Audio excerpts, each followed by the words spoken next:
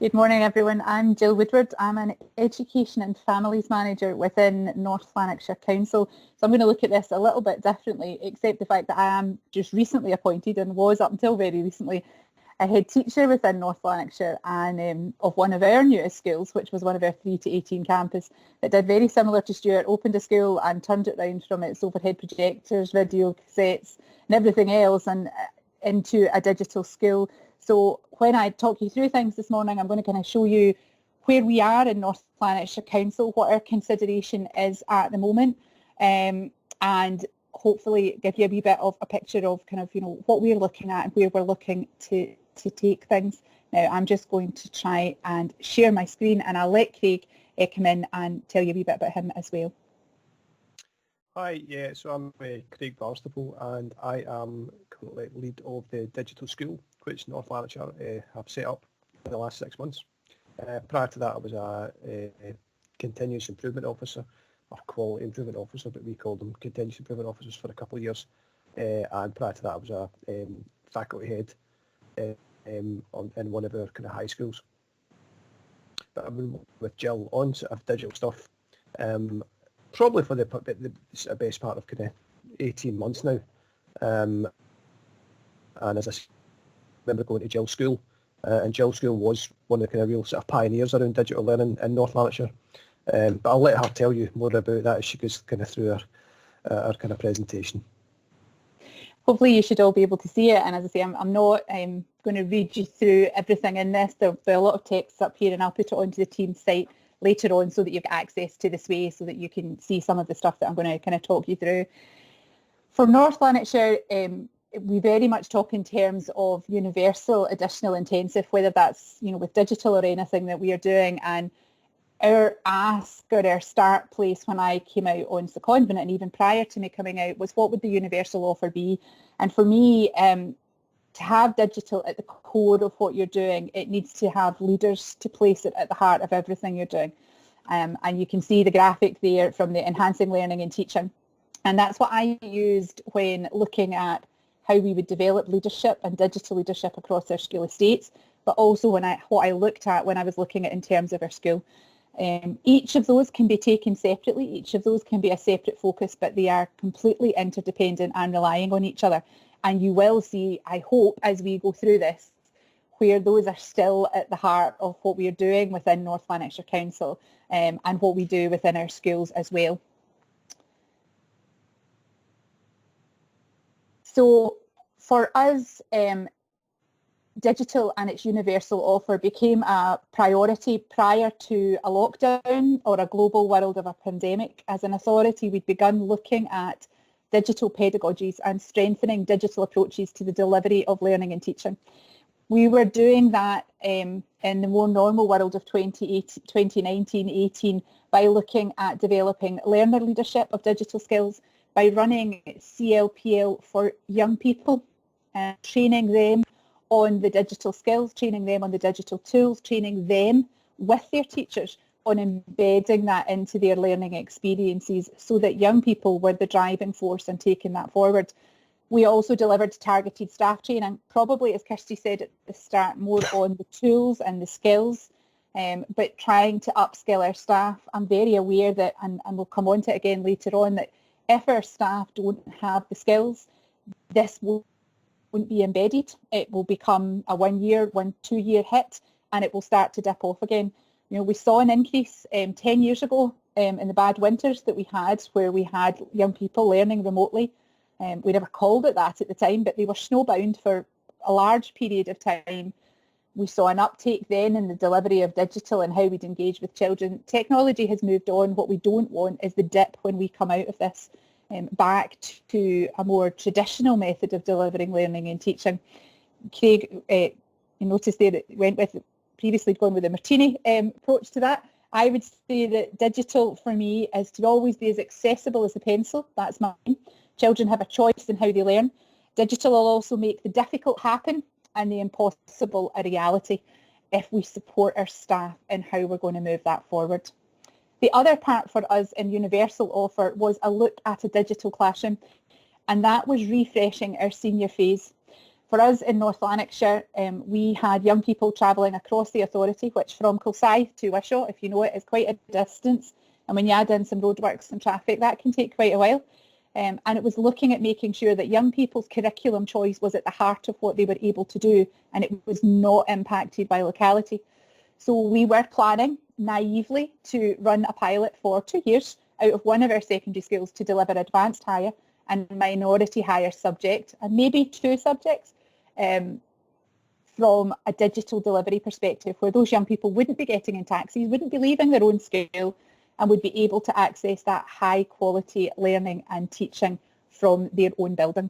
You'll see as I go through this that obviously COVID changed our plans and accelerated what we're doing. I certainly, as Kirsty said, feel like industry at the moment that we have moved 12 years in 8 months, and how we're trying to do this, and the evidence that we have, while still keeping children and young people at the heart of what we do, because this is their learning experience and they only get one shot at this. As we started what seems like a lifetime ago in May, planning for the recovery of education, we looked at those kind of 5 priorities, and decided that in this we would create a digital school. We recognised that we had a digital divide. We have, not going to hide from it, significant pockets of deprivation in North Lanarkshire, significant, for a large percentage of our population, and we needed to make sure that they had access, but it's more than that. It's skills and knowledge, and it's not always the skills and knowledge of the young people. We're digitising a community as well as digitising young people, so we recognised that was an area we would have to work on. That parental understanding of at the time, what would home learning look like? What would it look like if you went into isolation? What would it look like if you went back into lockdown? How would you, if you're working from home or not able to support your child, how would they be able to go on and engage with that? We've got the staff skills, and looking at how we would plan and promote that. And then looking at the quality of learning and teaching. Now, none of this stood on its own. It all stands within national guidance and local guidance. And I think it's fair to say that there is a passion for digital teaching just now, because there is a need for it.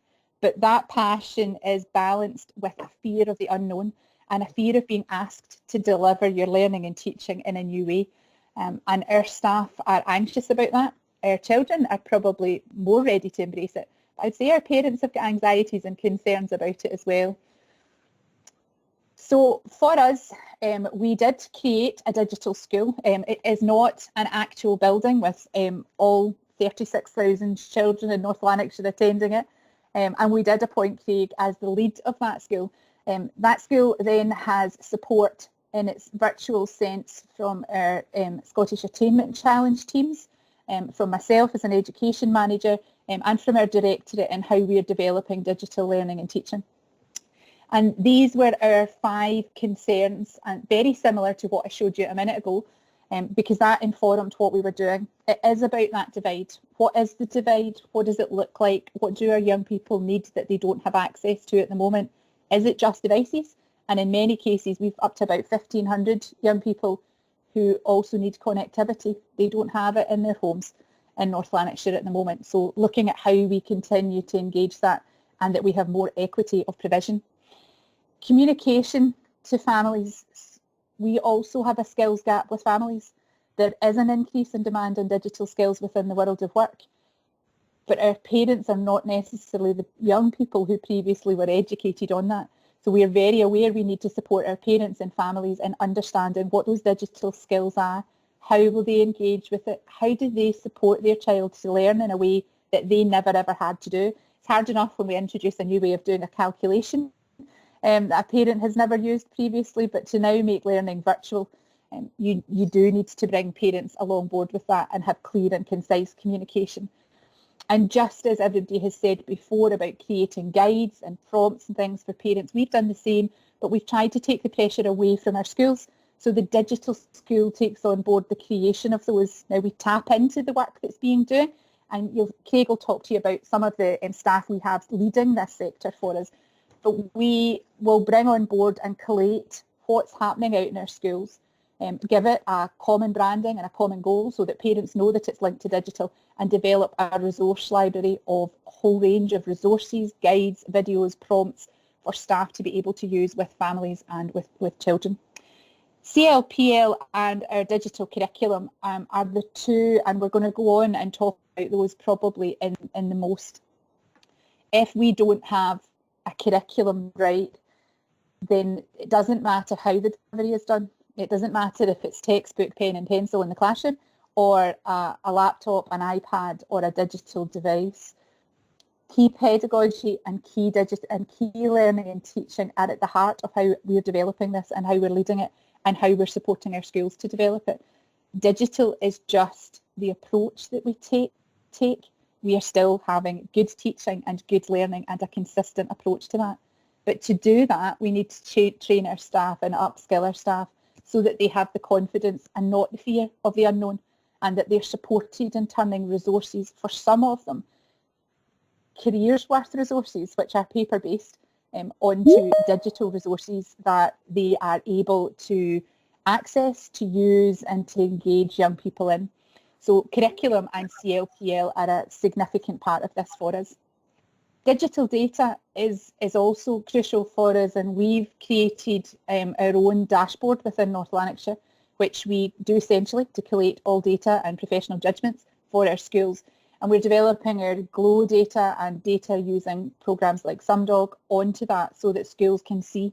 We also encourage the schools to use Insight on teams so that they can track and actually see which young people are engaging in the team and who isn't, and that starts the meaningful conversations with schools as to what the barrier is, and almost takes this in full cycle again. The curriculum for us was started by looking at this kind of diagram. I'm fess up, I'm primary, so I like things to be bright and to be colourful and to be picture for us. And I like it visual, and so does our director, so that's useful for us. And I think it helps schools see where that thinking is coming from. For us to have this digital school and its curriculum that stems out from it, there were 5 spokes to that. Two of them are linked to our attainment challenge, and that's our pedagogy team and our learning hub. And Craig is going to tell you quite a bit more about them. They've been central to the work that we do so that we are making sure what we have accessible to staff, and we have created a bank of teaching and learning that, yes, they can use. So if a young person ends up in isolation tomorrow, there is learning and teaching there for them, because we're very aware that our staff are working in classrooms just now and don't always have the capacity and capability to do that. They're all at different places. But we see this as being longer term, so we are creating a bank of materials there. And as I say, Craig will tell you more about that. Our SAM group is our supportive and assistive media group, and they are really there to support our ASN sector. However, right now we have a lot of young people with either medical conditions that means they can't attend school, or families who have anxiety around it. And that SAM group are supporting the specific digital content for young people with a specific barrier. The green spoke of that is our community hubs and our learning hubs, and that's almost there for us should we head back into lockdown. We are in the Lanarkshires. We know we're on tier 4 and we have high prevalence of the virus. So that part of contingency planning remains there for us should we need to reenact our hub model and make sure that those hubs are now digital sources of learning that are ready to transmit remote learning out to young people, as well as young people with our frontline key workers who will attend the hub, so that there is that two-way part to the learning and teaching in it.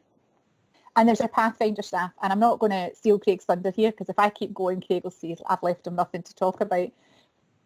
But for us, our Pathfinder staff, there are 24, and when I was challenged with doing this, we were looking at staff who were ready to lead the way. There is one in every one of our 23 clusters in North Lanarkshire, and they are schools who are leading on digital, but they were also schools where leadership had a drive to take this forward, and that was bringing it back to the fact that there was a leader in place ready to support and willing to give the time over to develop that. I'm going to hand over to Craig for a wee bit.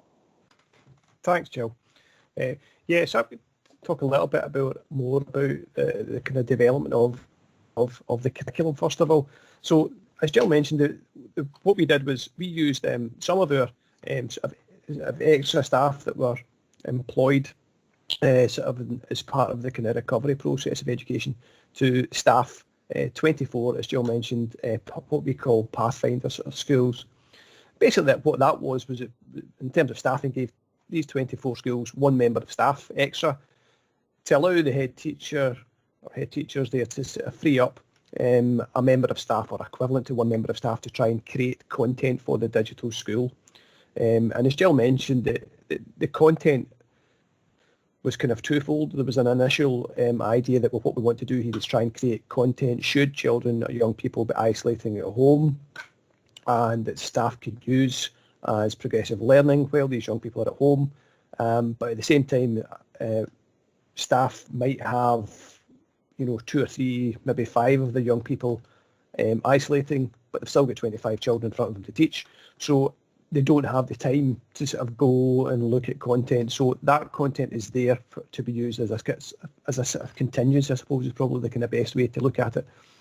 But also, as Jill has mentioned, that there's very, very much a focus of and obviously, fingers crossed, it's a very good news that came out this morning, that there is an end to this sort of current sort of crisis that we're living in. And what will digital learning look like kind of post-COVID, as I sort of like to sort of call it? We still want to have digital learning. We still want to use this sort of the experience and the confidence that staff have gained over the last 6 months in digitally, albeit in dreadful circumstances. But can we use that going forward to improve learning and teaching and to improve the experiences for young people and sort of the sort of goals that Jill has sort of mentioned?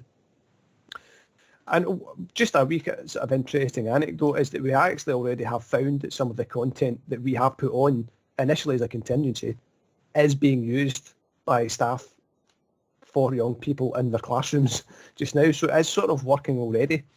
Now, Jill actually mentioned this as well, and I think Stuart mentioned it is what he said as well. The first sort of group of people these sort of 24 sort of staff worked with, or some of them anyway, was our pedagogy team. So one of our kind of SACs teams looks at sort of pedagogy. And what we wanted to do was, it'd be very, very easy just to sort of, go around the internet, sort of grab some stuff and fire sort of content up. But we thought, no, it has to be much better than that. We want the stuff that we're going to put out for other people to use to be the best pedagogy that we can find, the best sort of pedagogy. And that's actually kind of an interesting discussion that we had at the start of this, is that, as Jill said, she wants the sort of computer to be as accessible, the technology to be as accessible as a pencil. And that's really, really important, because what we were very, very mindful of this is at the end, this is still about learning and teaching. So it was really, really important to us to sort of ask the sort of normal, good pedagogical questions that you would ask when you're preparing a lesson or a set of lessons. What does the learning look like? What is the learning intended for? What will the assessment of that learning look like? And we're building all that into the sort of content that staff are creating. And it's only the digital part of it, the delivery, that's going to change. But also to try and not make it, and I know this is a pet hate of Jill's, but it's also a pet hate of mine, is it's not a case of putting a worksheet onto a screen. It's not about that. It's more about that. So it's about how can we use these digital tools, the kind of digital tools that have been spoken about quite a lot this morning already, to try and achieve that. That was very, very successful, and we're actually now moving to this next phase of it, because Jill also mentioned one of the other kind of groups that we have is our kind of learning hub team. So within North Lanarkshire, we have sort of certain kind of approaches that we have developed around, especially around literacy and numeracy. So what we're now looking at is how can we, embed the sort of approaches of what we call active literacy and active numeracy. How can we embed these approaches, but get them delivered using digital technology as well? So it's a case of supporting, it's a sort of whole sort of authority-wide approach to ensure that the type of learning and teaching that should be happening in classrooms is now also being supported through a sort of digital means.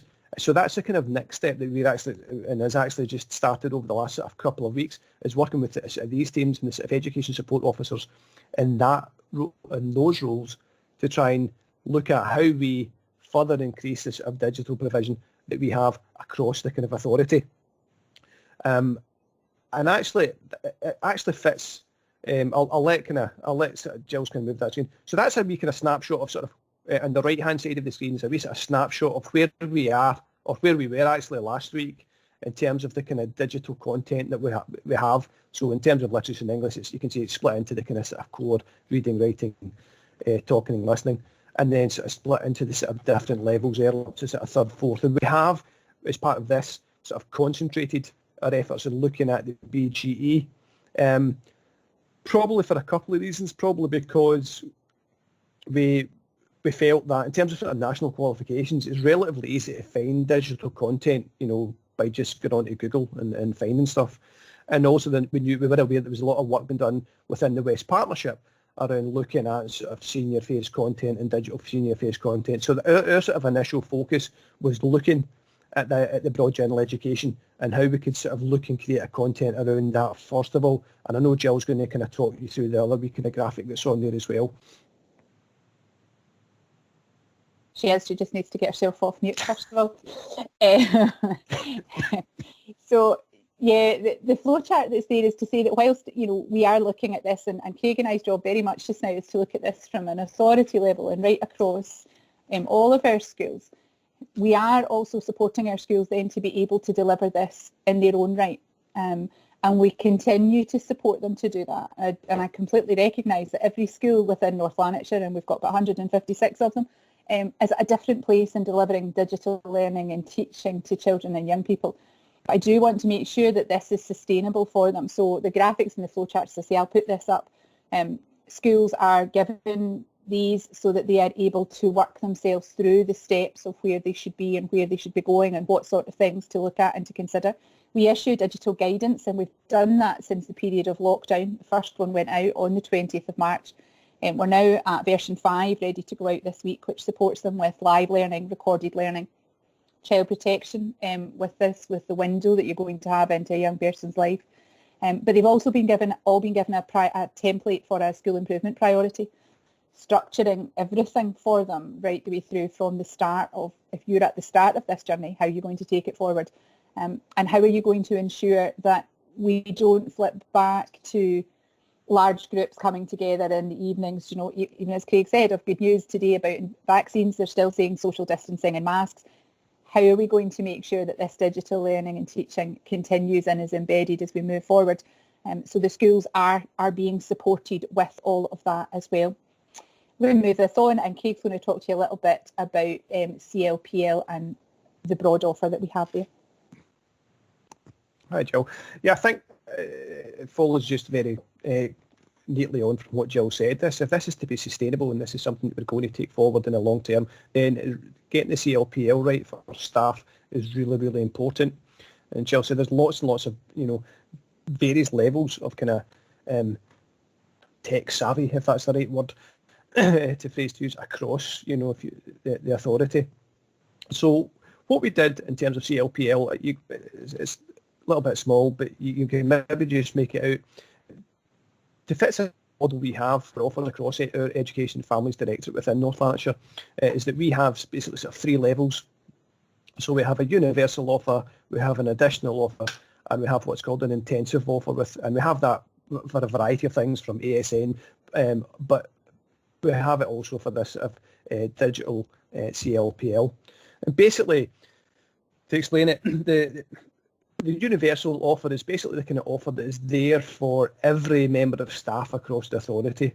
Now, but in the main, that's things like, signposting staff to, our own Education Scotland's kind of DigiLearn Scot channel, where there's lots and lots of sort of wee video clips and introductions to how to use Teams, how to set a team up, that type of thing. And then there's also encouraging to look at the Microsoft Educator site.